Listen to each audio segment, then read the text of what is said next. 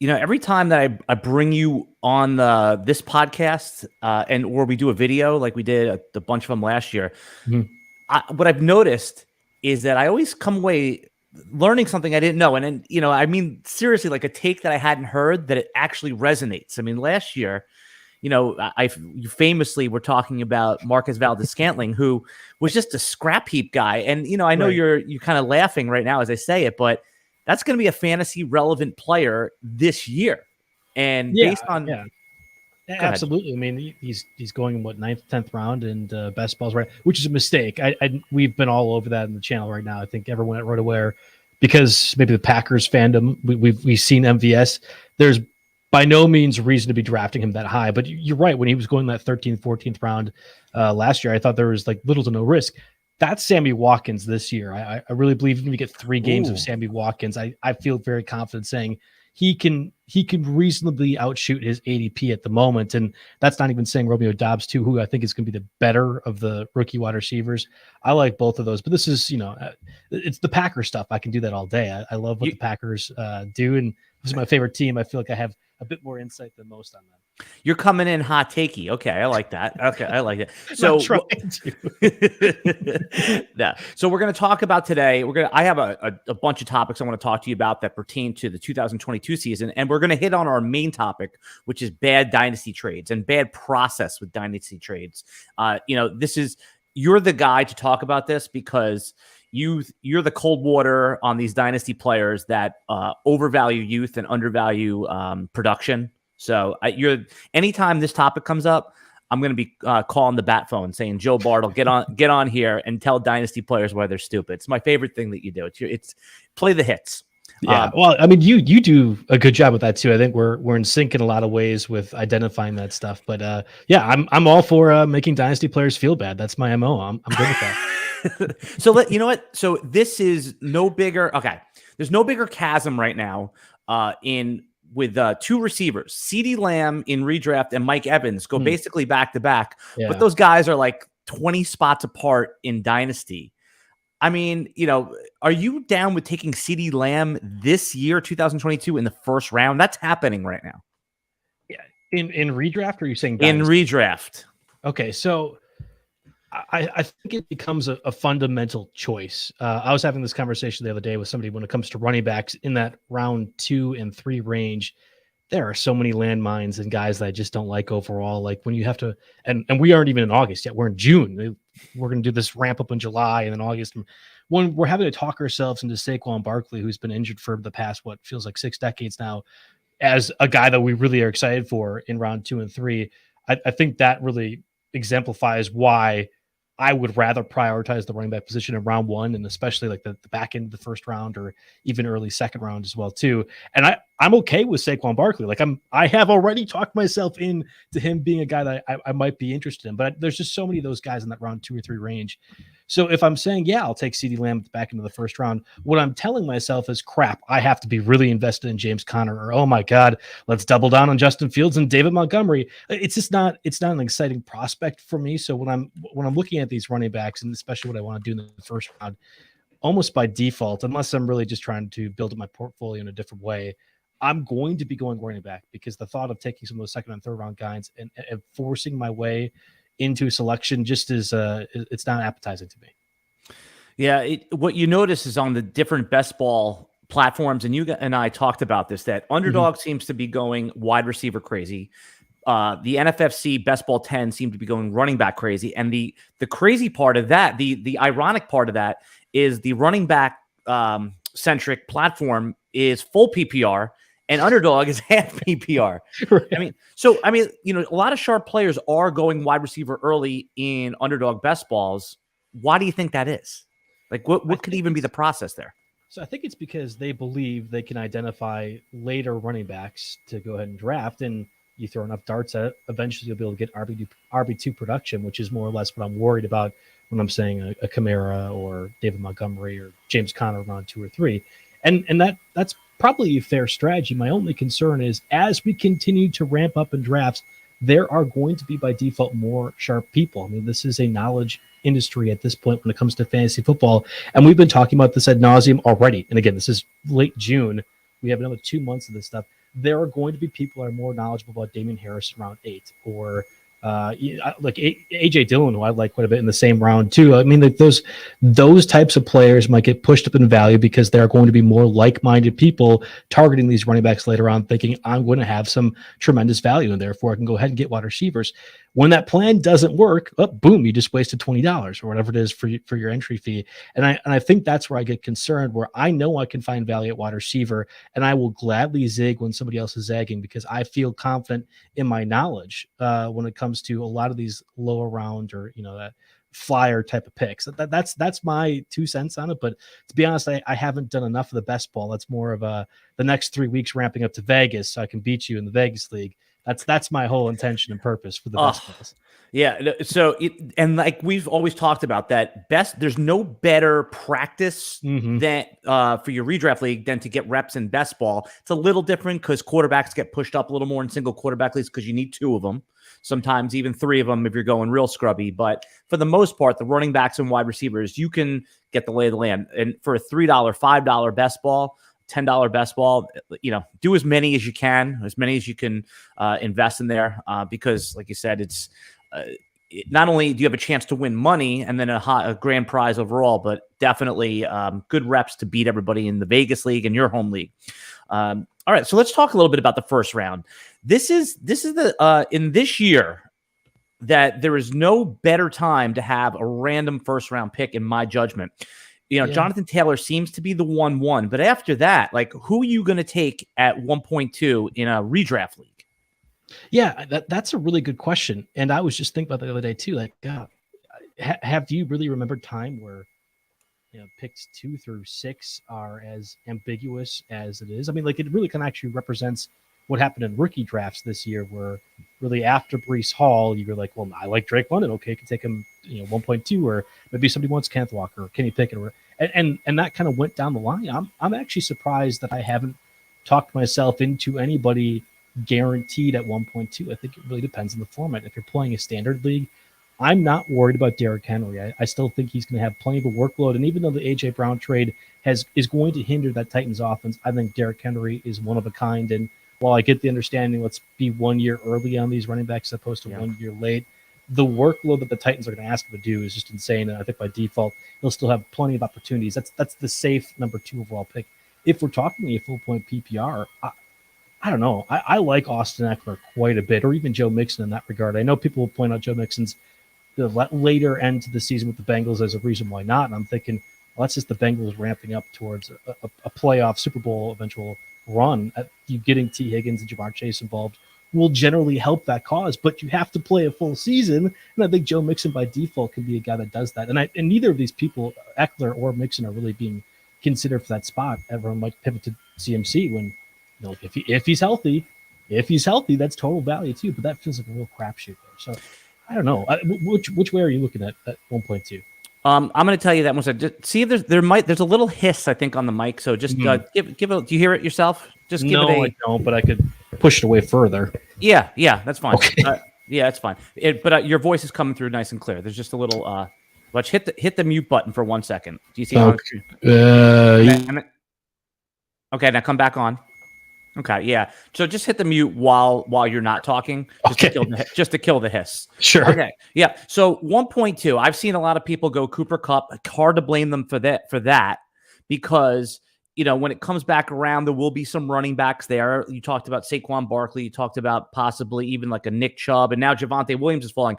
For me, I'm taking this is there's 2 players going at like 6, 8, and 9 that I'm pushing up to 2. I like Najee Harris there. I like Dalvin Cook there, and not because they're gonna like win me the league, but you can't win your fantasy football league in the first round, but you certainly could lose it. Those guys are not going to lose me in my leagues.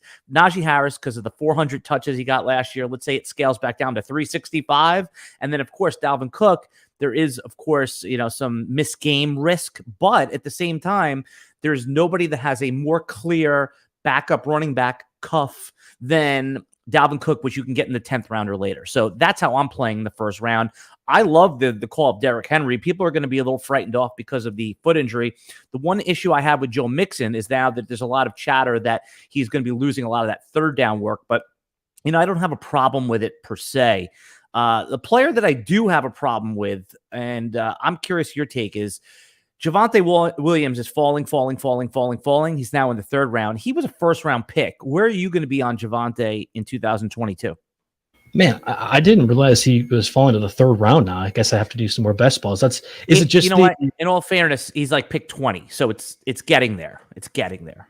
Okay, yeah. I would imagine it's the Melvin Gordon signing that has people freaked out and feels off base to me. I mean, Javonte Williams got the publicity that he did last year as a rookie when Melvin Gordon was there. I thought towards the end of last season, Melvin Gordon was still there for the most part, and Javonte Williams was still getting the amount of press that he was. It's like we got fascinated with these rookies, and then we have to just move off by default. Like that's the rule of thumb, when in reality, I'm not sure that's the case.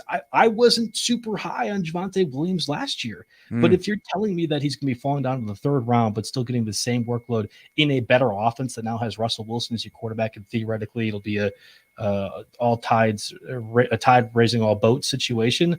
Yeah, I mean, Melvin Gordon actually is a really good red zone running back. So if you're saying which one of the two is going to get more touchdown opportunities, I think it might be Melvin Gordon, but that's not to say that Javonte Williams can't do damage in between the 20s. He's one of the few second or third round running backs that I actually find some value in still, or at least less question marks than most of those guys.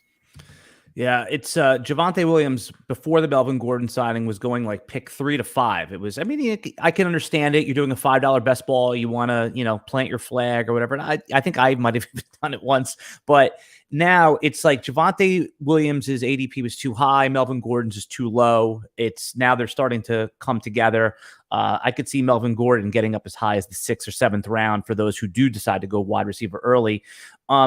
Bringing it back to the terrible dynasty trades theory, I mean, what do you think is Javonte? Because now he's gettable. Before he used to not even be gettable. What do you think would be a reasonable way to attack? Would you want to go after Javonte Williams, or do you think Melvin Gordon's going to be one of these Frank Gore types that just lingers around for like 3 years, and by the time Melvin Gordon leaves, Javonte is like 26 and going on a second contract? Melvin Gordon might be that. As a person based in Madison, Wisconsin, I am by default required to root for Melvin Gordon. So understand that I want all good things to happen to him. I don't know if that's going to be the Frank Gore type lingering in Denver, though. I mean, they seemed more than happy to move past him really the past 2 off seasons and more or less shrugged their shoulders and said, okay, I think it's fine. We could probably bring him back, but I'm not excited about it. So no, I actually think Javonte Williams is probably a guy that if you were interested in him last year, didn't want to pay the price, I'm more than fine doing that now. I've been telling everyone my plant the flag player is J.K. Dobbins, at least from a redraft perspective, and I'll be happy to go ahead and get J.K. Dobbins at a similar price to Javonte Williams. And again, I'm not a huge Javonte Williams fan, but I really believe that Russell Wilson edition, it's like we just got bored or lost in all the other offseason hype, and that's going to make the Broncos offense better, even though all of the entire conference, the AFC conference, did amazing things and got better except for like 2 teams.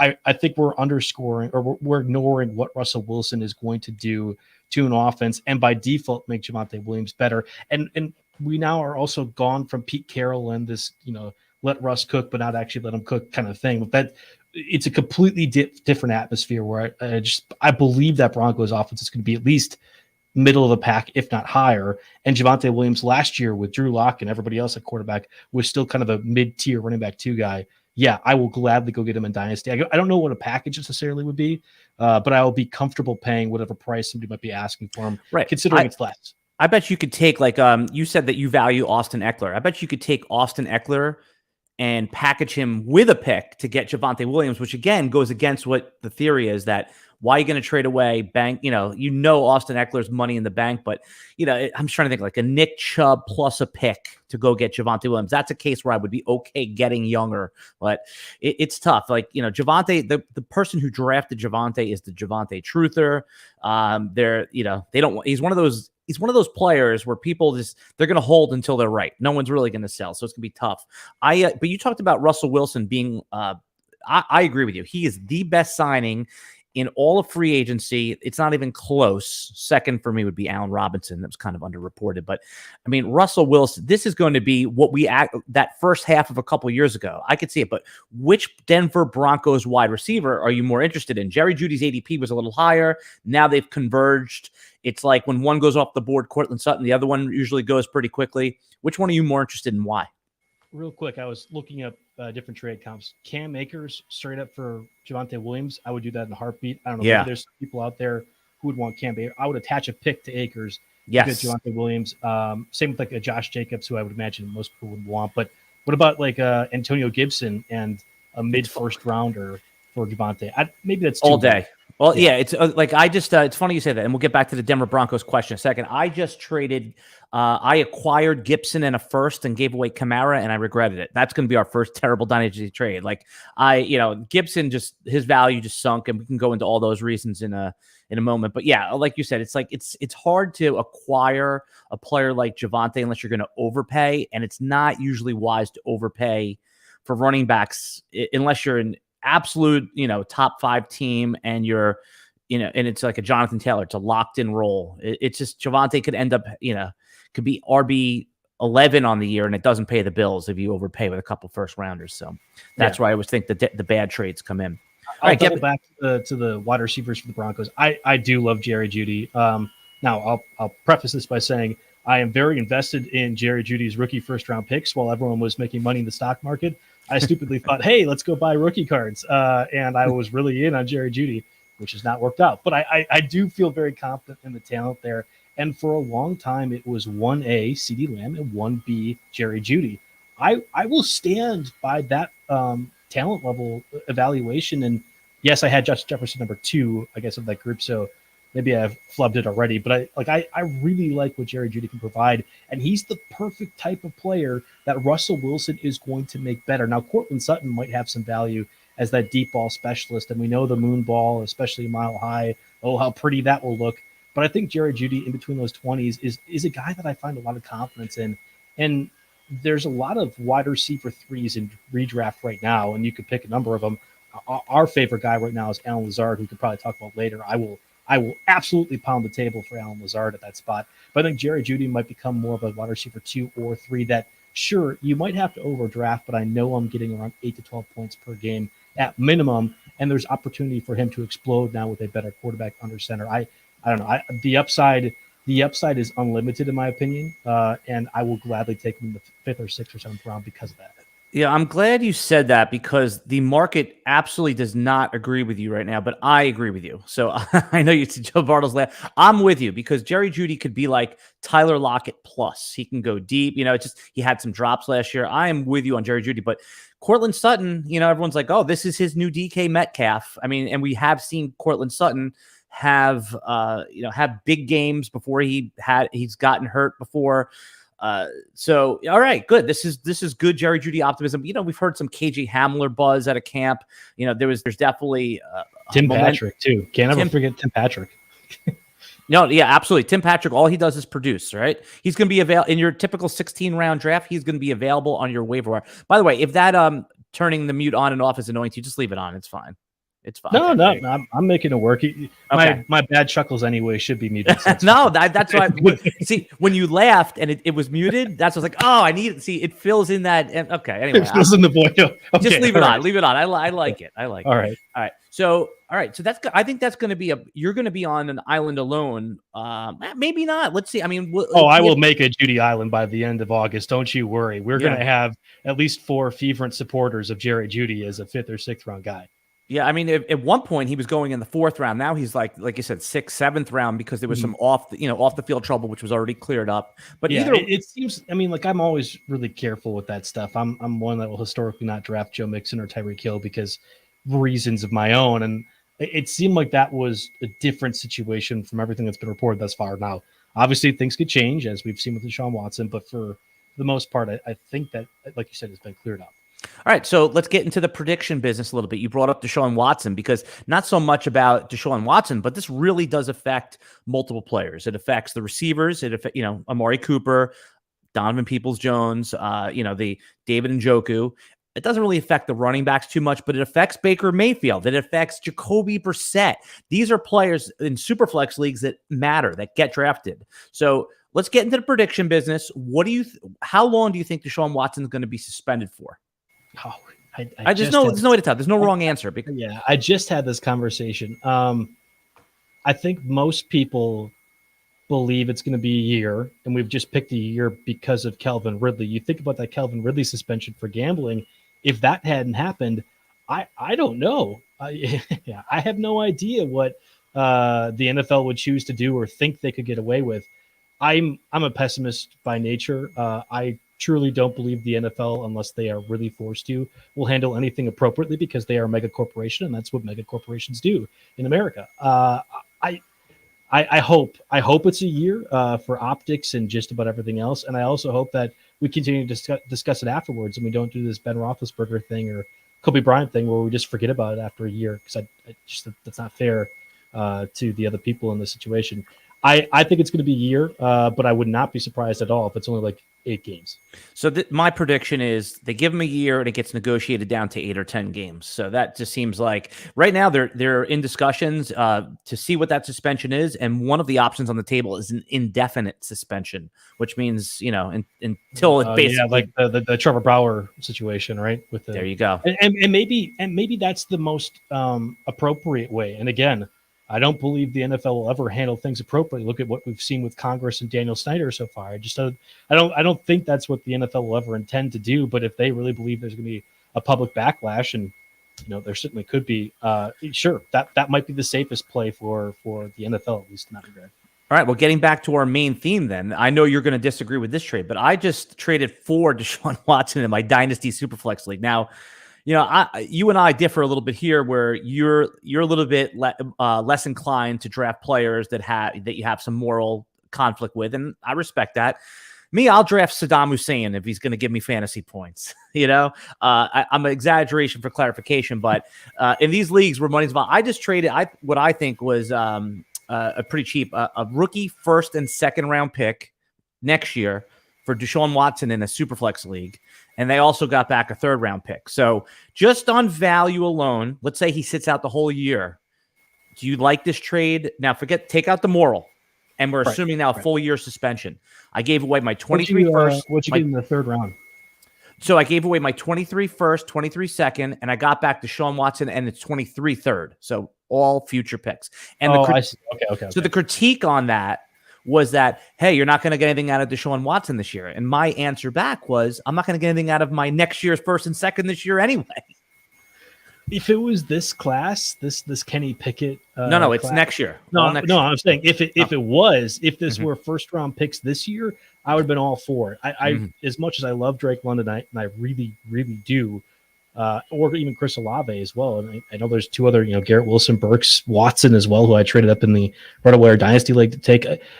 I think there are wide receivers every single year that you can fall in love with and get for value. So while there were those guys this year, I would have gladly given him a first and second round pick with the value that we had at running back and quarterback, as opposed to next year, which theoretically should be a better class. I don't know how much projecting you do with that. And to be honest, Alan, it's probably smarter if you don't. So many things can change. Right. There was no Joe Burrow at this time before the college season, before Joe Burrow. Sam Howell was going to be a guaranteed can't miss top 3 1-1. pick. And, so it's ridiculous. And I fall victim to this all the time. I love doing the Devi Dynasty League stuff a little bit more. Like those are the in-depth Dynasty Leagues that I like to play in. So, maybe I fall victim to it for a reason or purpose. But yeah, I don't know. This next year's class looks pretty darn good at both wide receiver and at quarterback. And yes, I would much rather have what looks like right now the Alabama quarterback or the Ohio State quarterback or whoever else might appear, the Joe Burrow quarterback, as opposed to Watson. Not even for the moral part, but if they go to even a reasonably good situation, they should be relevant for the next 10 to 12 years. And the peaks of Deshaun Watson and the Browns might not be there, but I feel very confident saying the Trevor Lawrence of the world, which by all accounts had a bad year last year, was still middle of the pack to a little bit lower end of the QB2 range.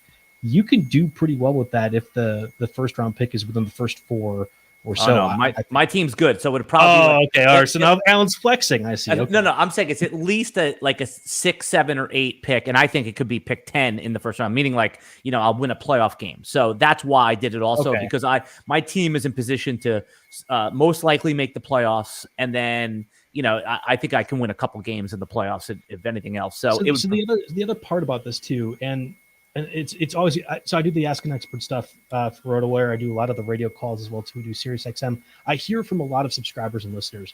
I'll always tell people, you know your league better than I do. Like I can look at this trade on the surface and say, hey, yeah, okay, maybe I don't like it or I do like it. But if you think you can move around and move back into the first round, if there's a guy you really like, or you have people in your league that you feel confident enough that you can negotiate trades with, then I think it makes the league more fun, but B, allows you to be more flexible in a lot of these things. And that's the great part, because I hear from so many people who are in those situations. When you and I are in these expert leagues, oh my God, a trade that an expert make? Heck no, that'll never happen. We're far too staunch in our guys. But when it's in those friends and family leagues, or at least ones that you know the other competitors well enough to make deals, I think there's a lot more flexibility on the table for a trade to be, not necessarily good or bad, but somewhere in the middle. Hey, Joe, I have a question for you. Do you love fantasy sports? Man, I think so. Are you ready? Are you ready for a new challenge this year? Because Dynasty, yes. Okay, because Dynasty Owner is the new way to play fantasy football. You like how we did that? With NFL salaries adding the strategy of running an actual franchise. Dynasty Owner provides a unique and challenging experience that will test your skills as an owner and general manager. You will have complete control over your team's future. You can build through the draft, Joe. You can make trades. You can sign free agents, manage your team salary cap, and create a dynasty of champions. Sign up at dynastyowner.com and start building your dynasty today. Alan, you don't know this, but you're actually talking to the 2021-2022 Expert League Dynasty Owner Champion right now. I actually was going to wear the shirt today, and I thought, man, people might think I work for Dynasty Owner or something. I want to really push my RotoWire agenda here. So I put up the whole clothes. But yes, I got the signed trophy out on my desk right now. I have the shirt and hat. Thank you, Jamar Chase and Cooper Kupp, for carrying my team well past what I thought they would. And by next year, when both their contracts are insane, or at least Cooper Kupp's, I'll be down at last place again and toiling around with the Kenny Pickett's of the world. So, but 1 year glory. Love that. What? That's a better advertisement than the read I did. Hey, Joe, there's a lot of optimism around the Detroit Lions offense this year. That's wrong, but okay. Yep. Okay, so in or out, you're out, but why are you out? I mean, we've seen the offensive line is pretty secure. We've seen Jared Goff, when he does have a good offensive line, he can make players fantasy relevant. So, does Jared Goff do that, or does Sean McVay do that? Because if you tell me Sean McVay is the head coach over at the Lions, yes, absolutely. As a Packers fan, I'd be terrified of what Detroit could do. And even so, the Lions beat us every year because we play in a meaningless game at the end of the season. No, I am not at all convinced that Jared Goff is the guy. And they've made a lot of good additions. I really liked the DJ Chark signing. You look what the Packers didn't do this offseason. Would have been great to get him for a 1 year, $6 million deal. And you mentioned Allen Robinson too. Those are mid-tier wide receivers that I thought were not valued enough by other teams that made a difference. I don't know. I'm convinced that we're going to have a situation with St. Brown and Swift and Hawkinson where they're all just cannibalizing each other's targets. And those are the only targets that Jared Goff can actually reasonably do. That does not make a good offense to me. You can have all the pieces in the world, but you don't have a guy that can make those pieces work together. What are we doing? And there is no Sean McVay. So I am actually out, at least in the ADPs for these guys right now. Let's go over let's go over those ADPs. So DeAndre Swift in the early second round, it's a pass for you? Yeah, he's one of the less concerning second round running backs for me, but I will have already gotten better guys by that point. I will take Javante Williams over him. I will take J.K. Dobbins 3 rounds later over DeAndre Swift. That's fair. Okay, and TJ Hawkinson seems to be falling in the 7th round. I mean, when the tight end, he's one of the tight ends that could end up in the top 5. So if he's sitting there and you have a couple running backs and a couple receivers already, you're just going to wait on him? I like Hawkinson. He was my tight end ride or die last year, and it worked reasonably well. The only issue I have this year is that there's a lot of guys in that, 10 to 16 range that I think could all reasonably perform top 5. Now, I want to say top 5, it'll be the lowest of the lowest tiers of the top 5. It won't be a Travis Kelce, Mark Andrews, Darren Waller. You'll be like, oh, wow, that guy finished top 5, but it'll be because those 4 were so astronomically higher. So I think Hawkinson's fine enough. I just tend to value the Titans a little bit lower on. And from a roster construction standpoint, that ability to get those tight ends later, which again, we talked about knowledge level earlier, I feel confident I can find those guys. It was David Njoku before the Deshaun Watson stuff really emerged. Now there's more of maybe the Albert O type of guys that I would rather target. But yeah, I would take Hawkinson in 7, depending on how I want to construct the rest of my team. Yeah, I like that. It's not bad. I'm a little more optimistic on Detroit, but it is Detroit, so it's easy to see that going terribly wrong. I like the coach, and I do like Amon-Ra St. Brown, especially his price hasn't gotten too high yet. So it's time for another terrible dynasty trade. Yes, let's go. Okay, so get your pen and paper ready. This is an actual trade I made in my league, and I want you to evaluate it from a dynasty perspective. And then, like we've done with all of our other players, we'll juxtapose that into the 22 outlook. So to get someone like Jamar Chase in Dynasty is impossible, right? Oh, sure. Yeah. Right. But I figured out the way to do it. Okay. So it actually works. Right, completely. Okay. All right. All right. So I have AJ Brown, right, who's now on the Philadelphia Eagles. We can agree that, some people are a little bit lower on his fantasy value just based on, the quarterback and are they going to be a running team? And I added pick 104 in this draft to that. So I gave that end up being. So my choices were basically, let's see, off the board at that point were Breece Hall, Kenny Walker, and London. So I had anyone after that point. You gave Olave. How dare you? I'm very upset. Mario's upset. Wow. Okay. Well, Olave goes a little bit later in these rookie drafts, but I'm with you. I would take him at 104, 105. So it could have been a quarterback, could have been picking. So I took AJ Brown in 104, and I got Jamar Chase back. Oh, I actually think that's a really good deal for you. That's what I thought. Okay, good. Because everyone told me I was a donkey, and then I gave away too much. No. So I love AJ Brown, and I think I was pretty early on in the truther category for him. I was also in a DK Metcalf. I guess I just like Ole Miss wide receivers. But I think AJ Brown is totally fine, especially in that Tennessee situation where he was the only guy that Ryan Tannehill really seemed to trust, other than some dump off tight end passes. He's not there anymore, and I think I'm higher on Jalen Hurts than I think most, at least some within the company, might be. I think Jalen Hurts is not bad, but maybe he's not that good. And you're high on Jalen Hurts for this year or from a dynasty outlook? A dynasty outlook. I think he might be okay. Like, the Eagles have done a really, really good job of building their team. I think building their defense in particular, but also acquiring picks later on that, hey, if they don't like Jalen Hurts, it's a pretty easy pivot point. And I thought their roster construction and strategy has been excellent. But I think Jalen Hurts could be the guy right now for the Eagles, at least for the immediate future, a little bit longer term. I'm not as high on Devonta Smith as a lot of people are here as well, too. So by default, that makes me a little bit more in on A.J. Brown. But the knee injuries, I mean, having 2 surgeries on your knees before 25 years old, that's concerning. That has to add up, especially the way he plays. And my biggest concern is, what if A.J. Brown loses that extra speed element? He's never been the deep threat like a John Ross or Deshaun Jackson. But if that get up and go, that run after the catch is neutralized by bad knees or inability to move around or be a little bit more mobile in that regard, agility is probably what I'm looking for.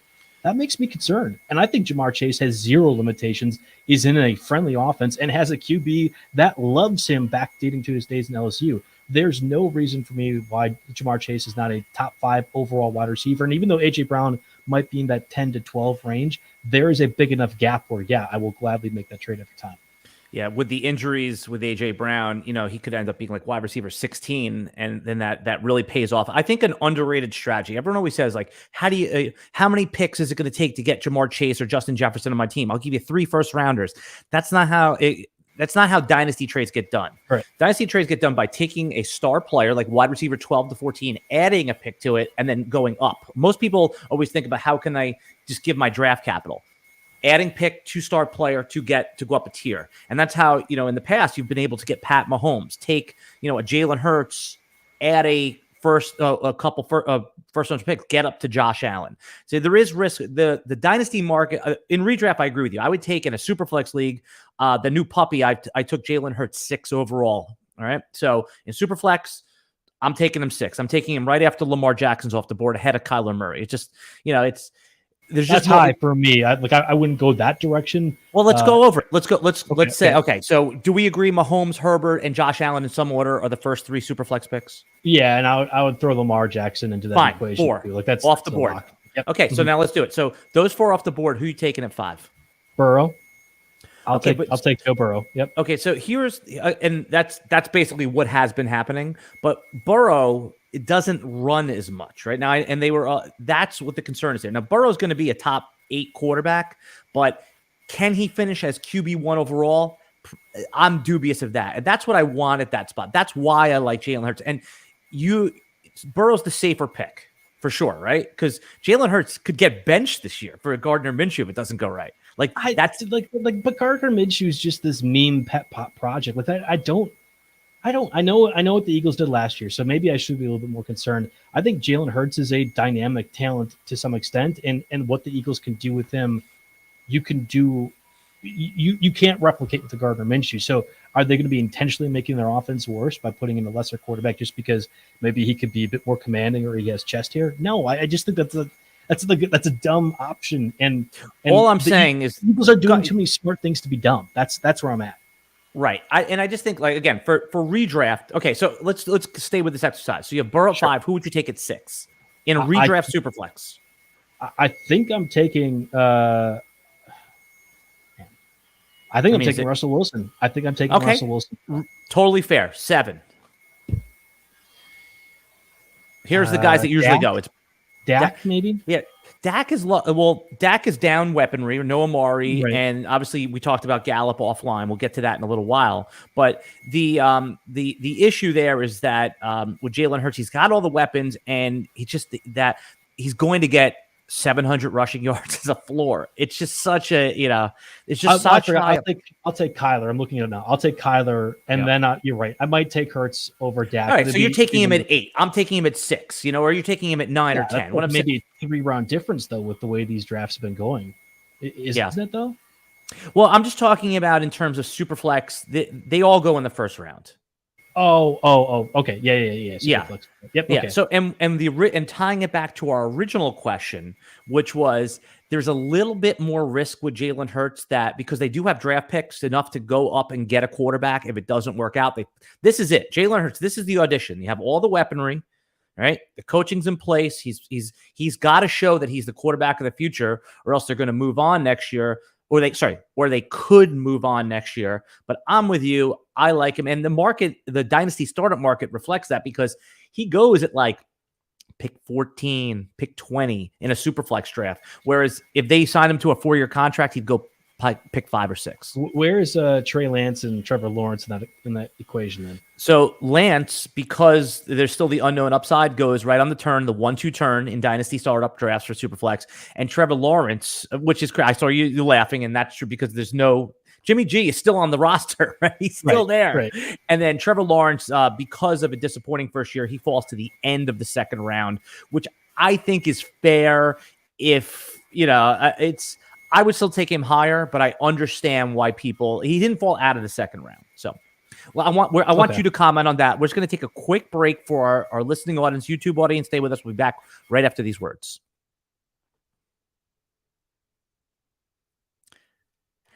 And we're back. I'm with Joe Bartel of RotoWire.com. Everyone should go follow Joe on Twitter. Joe, give out your Twitter real quick. Yeah, JB Fantasy Sports. We're going to get in a Twitter overhaul. That's like a 2 weeks from now project. I want to make sure that when we are ready for social media time, start of the season, YouTube, all the content we're going to have turned out.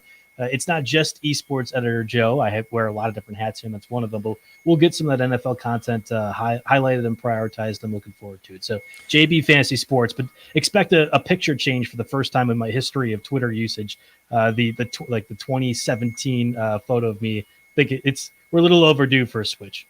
You're like a guy on a dating app that still has that picture from 10 years ago, right? Yeah, it's more laziness than intentionally trying to confuse my dating audience. But yes, maybe a part of I certainly look better than I do now. But yes, it's more laziness than anything else. Welcome to the club. Hey, so I'm going to link all that in the video description below. And the reason, Joe is one of our favorite guests on this podcast, and you're going to see a lot more of him on the videos on YouTube. By the way, if you love videos like this and you're not already subscribed to the YouTube channel, consider hitting the like button and subscribe to the channel. We're going to be putting up videos every single day for fantasy football. And we are talking about terrible dynasty trades and then, kind of taking little tentacle paths off there to see how those players' outlooks are for 2022. I have a new situation for you here, Joe. Yes. Okay. We talked a little bit about, this is a Packers related question. Okay. So I made a trade, which I was panned for. Okay. So you see, I get panned a lot because I make these trades what I think are, you're just too much of a personality. Everyone's, they want to see you fail, Alan. That's the issue. They want to see you fail. So does it. Okay. All right. Well, that's good then. The haters are good, right? Haters are good. But I have this team that's in real good shape, except I literally don't have a second running back. My number one running back is Elijah Mitchell. I would love that to be my third. I just don't have anybody, but I'm loaded at receiver. All the other positions lock. I gave a 2023. By the way, 2023 rookie picks are like gold or whatever, Bitcoin from a year ago. I traded a 23 first and 22 thirds, a first and 2/3 for Aaron Jones. Hold on. So you traded. So I gave a 23 first, next year's first, yeah, and 3-1 and 3-2 in this current draft. Okay, yeah. So it was like Brian Robinson and Zamir White, Okay. And I got back a 27-year-old Aaron Jones. Man, so is this team similarly going to be good next year? Like, is this? This is a championship team that's missing a running back one. Yeah, because you talked about Elijah Mitchell being okay. My receivers, you would die. Like again, you talk through this trade. I'll pull up this team. Go ahead. I like it quite a bit. We had done 4 months ago my love for AJ Dillon, and I think the way the Packers offseason has unfolded, I can double down and say yes, I still love AJ Dillon, whether it's redraft value or dynasty league purposes. But you can also love Aaron Jones too. I don't know how often the Packers are going to really choose to do this. I'll be really interested within the first 3 or 4 weeks to see those next gen stats, but how often will Aaron Jones and AJ Dillon be on the field at the same time? If the Packers are going to be an effective offense, the answer has to be a lot more than last year. And even still last year, there were times where Aaron Jones and AJ Dillon were on the field quite a bit, and it was almost always effective. I'm not saying Aaron Jones is going to be what the Jaguars keep trying to tout Travis Etienne to be, where, hey, we have a running back that kind of is good, let's make him a slot receiver. That's not it. I think if anything else, you're splitting up Aaron Jones the outside, having him run a deep or a hitch route, and that's exclusively what it might be. But you can do a lot with that speed and the pass catching ability that Aaron Jones has.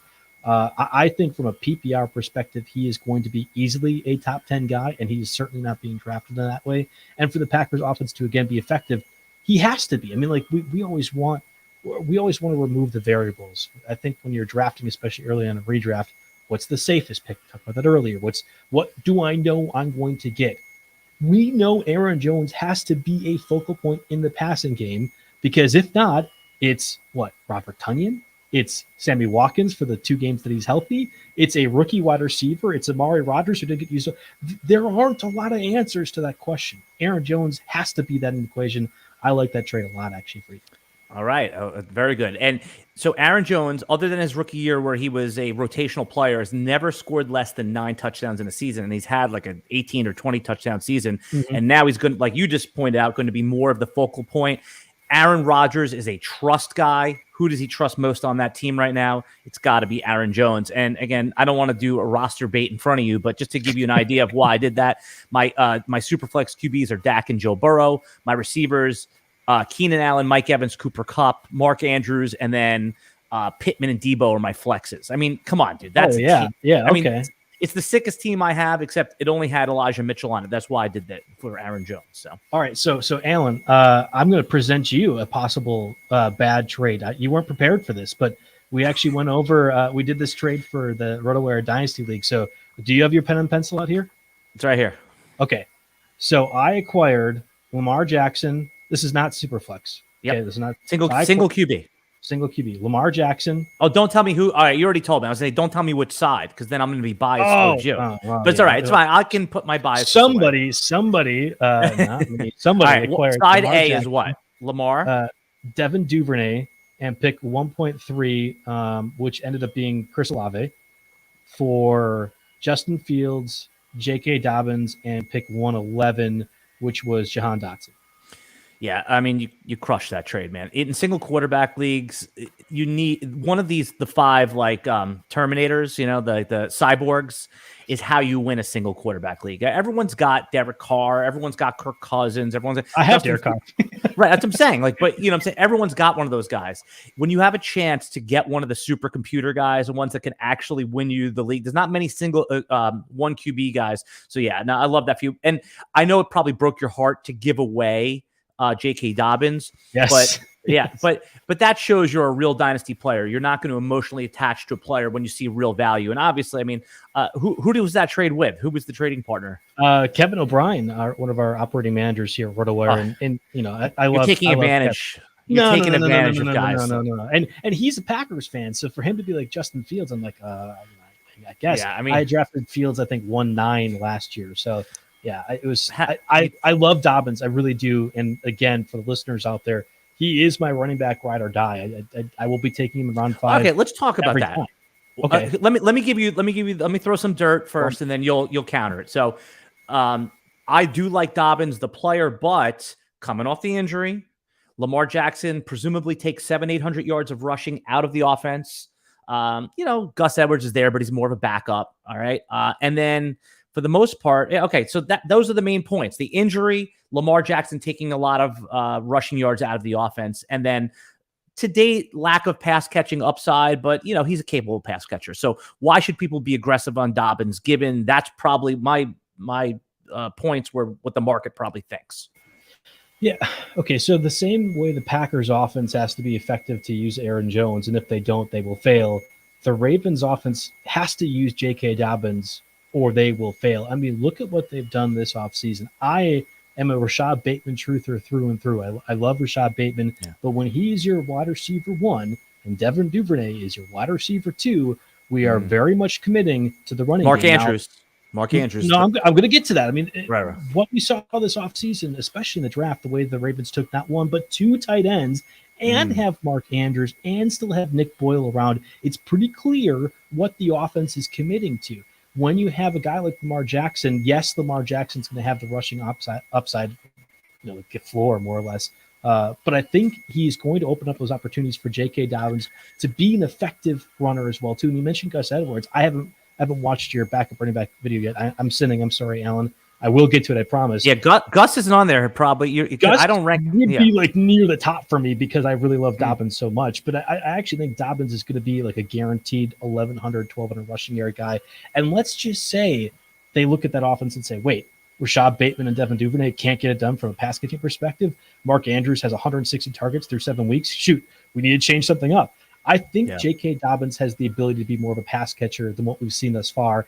And the way, the Justice Hill and the other guy, Beatty, that they drafted this year too. Tyler Beatty, yeah.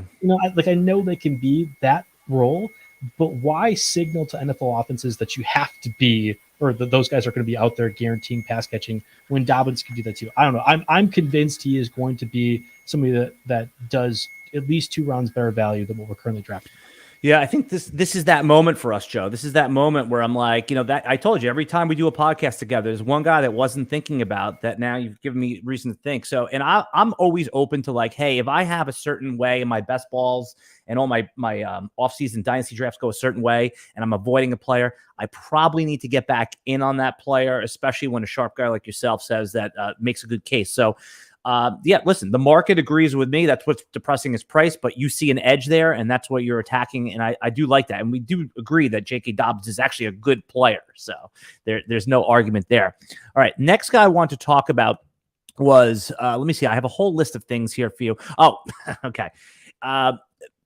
Is it, the Seattle quarterback situation? Because DK Metcalf has fallen like a hot stone. Nobody wants to touch Tyler Lockett. Is it going to be Drew? Is it going to be Geno? Or now Seattle is back in the Baker Mayfield discussions again. So prediction, and then what do you think is best for fantasy? Yeah, there's no way Baker's going to Seattle. I don't buy that whatsoever. I could sooner see Carolina. I know they went that route, drafting not Johnny Manziel, but actually Johnny Manziel in the 3rd round. And Matt Corral. Yes, yeah. Corral. So I get it. I just think Baker. I mean, maybe if he gets cut, like there's no way somebody's trading for Baker. She's right. Well, you know what it could be like if they like it's a late round pick, like a 5th round pick, but then like it's more about the salary. So they're negotiating who's going to pick. If the Browns pick up, I think they said 13 million, Carolina will do the deal. But right now the Browns only want to pick up 8 million. That's the last I read. It's changing by the minute. So, but let's say the trade actually does happen. Let's say that he goes to the Panthers or the Seahawks. Yeah, the Seahawks. Okay. Whew. Yeah, so that would complicate things because he is the best quarterback of that group, and I'm by no means a Baker Mayfield fan. Neither am I. And Drew Lock is not good, and I don't think Geno Smith is either, but I think Baker is better. So I guess I'll say this. If there is one thing that I'm most confident in thus far in my preparation for draft season and getting everyone, listeners and stuff, is that we are discounting the bad QB wide receiver spots too much. Whether that is DK Metcalf, whether that's Drake London, whether there's going to be another scenario that pops up. But I think Brandon Cooks, for example, has proven that a number of occasions with the Texans. Right. We have far too many of these really, really talented wide receivers, and Kyle Pitts falls in this equation for the Falcons too, that I would rather bet on the talent of the wide receiver than any of the questions that we had afterwards. Don't forget last year when Geno Smith was your quarterback, DK Metcalf actually had his better games. I mean, that was when DK Metcalf was more or less your starter.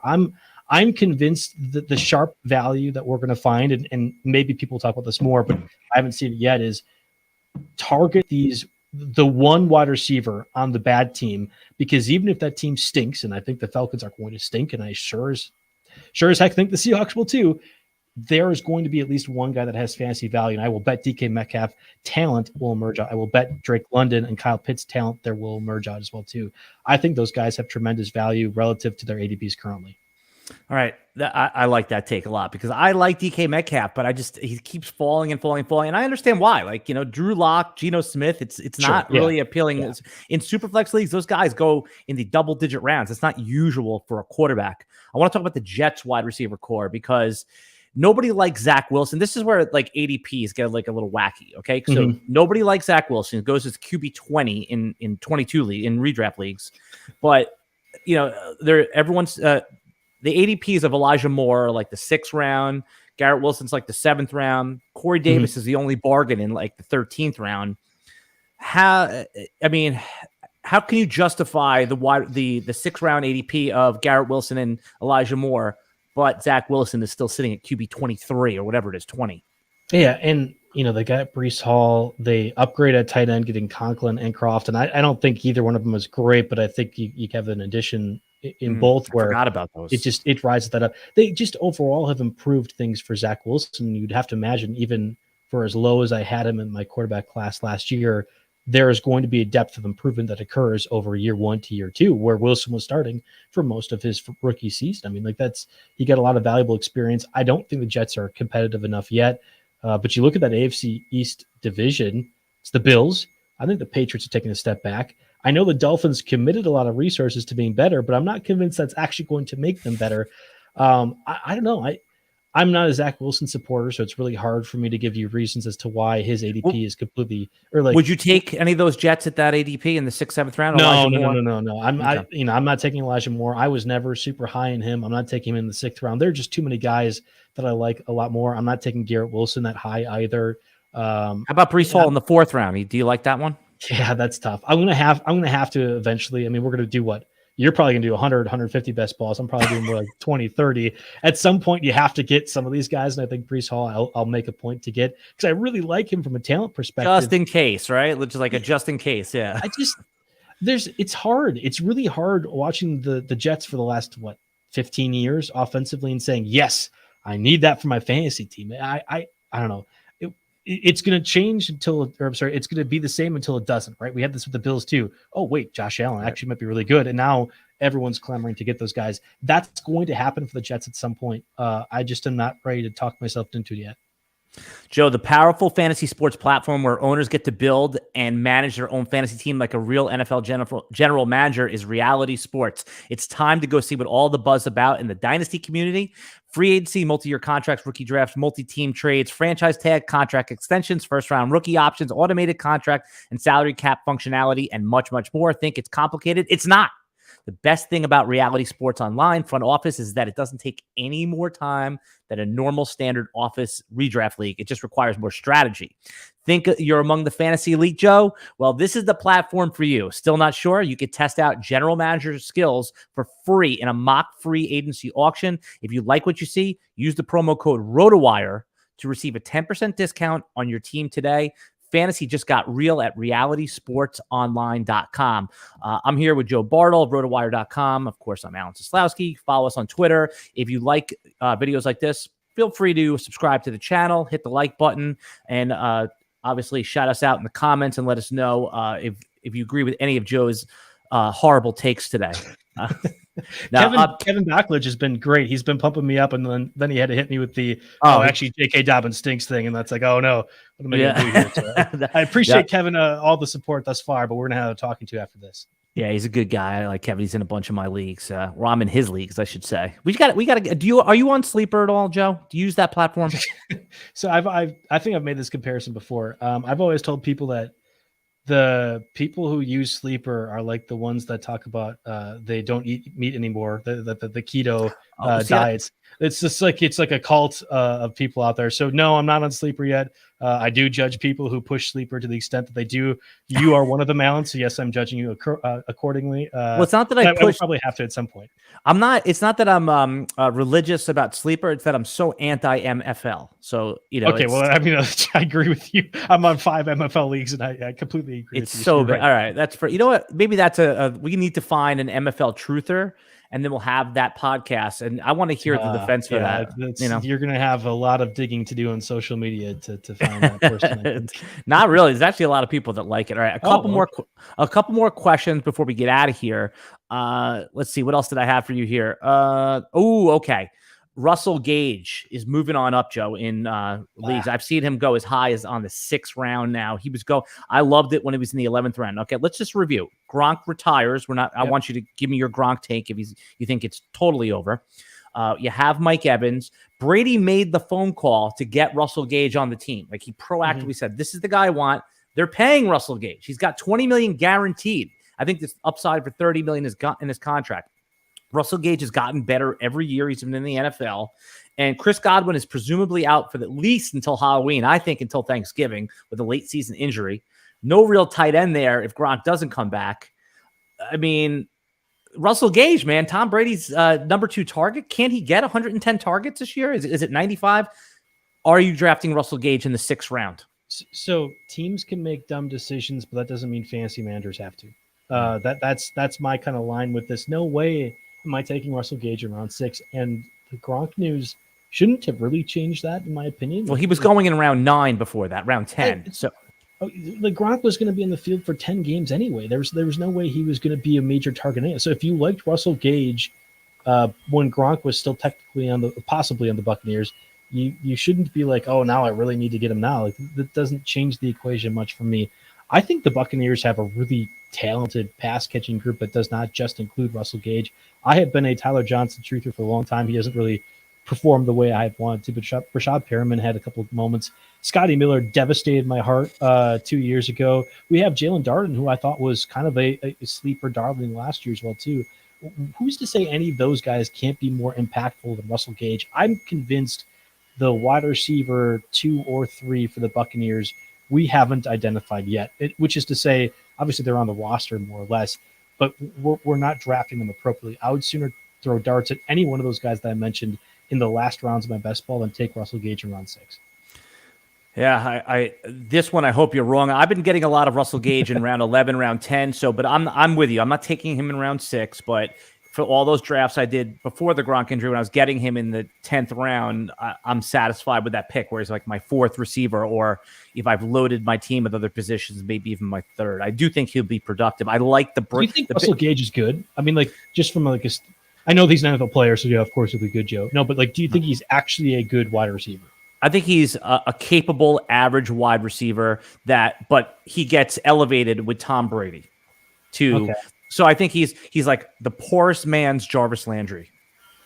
Yeah, I know. Like, that's what a lot of people said about Wes Welker when that trade happened a long time ago with the Patriots, and obviously Brady made Welker into what he is. I think we just get too enamored with those guys. Like, Chris Godwin is a really, really, really talented player. So yes, by default, Brady will throw to him. That's not what Russell Gage is. No. And I think to mistake him for even Amendola, Danny Amendola is probably closer for like an Edelman or Wes Welker. I think we're going the wrong way with this. All right, put it this way.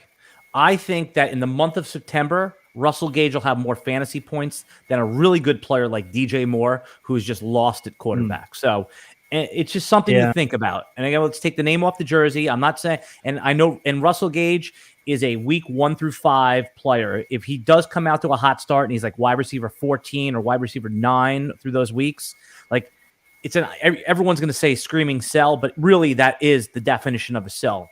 So I think he has, just based on the volume, and it could go very wrong. In the 6th round, it's a little risky. Before that, I think it was worth the gamble. All right, a couple quick lightning takes because we're going to wrap this up. I'll be better with quicker, yes. Yeah, no, only because we're at the 1 hour. We're trying to keep this. No, this has been fantastic. Joe, I could talk to you for 3 hours. It's just that the YouTube algorithm overlords say podcast 1 hour. All right. Yes. Give me 2 guys you're taking in the late rounds, dart throws, that you think have a chance to really make an impact for your best ball team. Because I'm always looking for late round guys. For example, Paris Campbell is a guy I've taken every 17th round. Who's your 1 or 2 guys? Yeah, so we mentioned Sammy Watkins earlier. I don't care if he plays 3 games. I think you're still getting, at least what we've seen over the past of Sammy Watkins' career. Week 1, Sammy Watkins is insane, and then everything else after that stinks. I think he is going to be the guy that emerges as the opposite receiver, Allen Lazard, in that starting lineup. But people will be like, okay, well, what does that really mean? Aaron Rodgers hasn't made free agent wide receivers work in the past, or really hasn't gotten those guys involved. And I get it, but Watkins is a blocker, which will guarantee that he's on the field. And then it's just the opportunity. We know that Watkins is a pretty good route runner when he is playing. It's just the when he's playing part that becomes the issue. So I really think that he'll be a valuable commodity in some sense. This isn't so much a late round guy, and even I've seen him draft a little bit too early for me. So I'll preface this by saying, if you can get Isaiah Spiller in round 8 or 9 or 10, a lot of these where these backup running backs are going, I really like him quite a bit. He's not going to be the Melvin Gordon to the Austin Eckler, but the way in which the Chargers are going to use Spiller is way more than I think some people are predicting. There's some people that know the Chargers and are able to read what Brandon Staley and Tom Telesco are saying and be able to kind of understand that. And that's where I've seen him go higher. But I think it's not here's Eckler, the starter, and here's Spiller, the backup. It's, hey, Eckler and Spiller are going to do a lot of stuff on the field together, and Spiller is going to get opportunities, maybe not in the red zone because Eckler is so darn good, but enough so where I like him a lot more than some of these, even like Tony Pollard. I'll take Spiller over Tony Pollard every day. Oh, yes. And that's not a popular take, and I like that. I'm going to add on to that, is that Austin Eckler asked the Chargers very publicly to bring in a running back. Yes. So I think that Austin Eckler may not be used in the red zone as much. If Isaiah Spiller shows he can hold on to the football and plunge forward, he is going to, I think in his range of outcomes this year is 10 touchdowns. Range of outcomes. Eckler's so good there that if you're the Chargers, you're taking away opportunities to be effective in the red zone when you really don't want to be. But you are not underscoring that enough. Eckler straight up said, Justin Jackson, Joshua Kelly, Larry Roundtree, you guys suck. Please stop sucking. I want to play less, but you guys suck so bad that I have to be out there.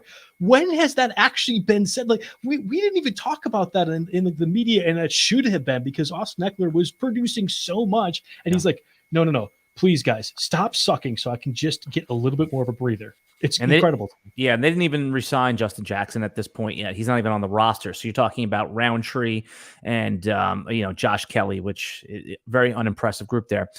All right, man, you did it again. I want everyone to go try out RotoWire for free right now. You go unlock our paywall for 2 days, take a peek behind, see all of our fantasy football rankings, our dynasty rankings are up there, our premium podcast article. This is a premium podcast, so This one you're getting for free. But there's so much good stuff, the sports betting content behind there. And all you need to do is you don't need to put a credit card. Just go to rotowire.com/try. It's right here on the screen, and it unlocks everything for 2 days. The 2 days lapses. There's nothing to cancel. You just put in your email, and that is all you do. Joe, what are you working on right now from a content perspective everyone should go check out? Yeah, we're gearing up now to the point where we're doing SiriusXM every Friday. Mario and I will be taking over, I think it's next week, Friday, to start the football push, which I'm excited for. Every Tuesday, for football season, which I think, again, is starting next week. And you're among this group as well, too, Alan. Mm-hmm. We have podcasts going on daily, RotoWire. So my co-host and I, Jake Matarski, will be going over a lot of different strategy-related items. Redraft, we've always done an auction-related strategy. I think maybe we can even get some Dynasty Corporation in there, too, given the market and how much that's been pushing. But that really is gearing you up to the actual season, when every Tuesday we'll be going over the free agent additions and waiver wire pickups. It's one of the more popular podcasts we have, and I look forward to doing each and every year. So those are the two big things, but obviously more YouTube content, and maybe got some writing opportunities in the works. We'll have to see. Yeah, your podcast with Jake on Tuesdays is appointment listing for me. I always like hearing your guys' take on which players to pick up, because you guys go a little bit deeper than just the surface stuff, which, if I just want the surface stuff, there's tons of articles out there. I like that you guys get those like one injury away for next week players as well. All right, everybody, good luck in your Dynasty leagues, and we'll be back next week with another episode of the RotoWire Dynasty Fantasy Football Podcast.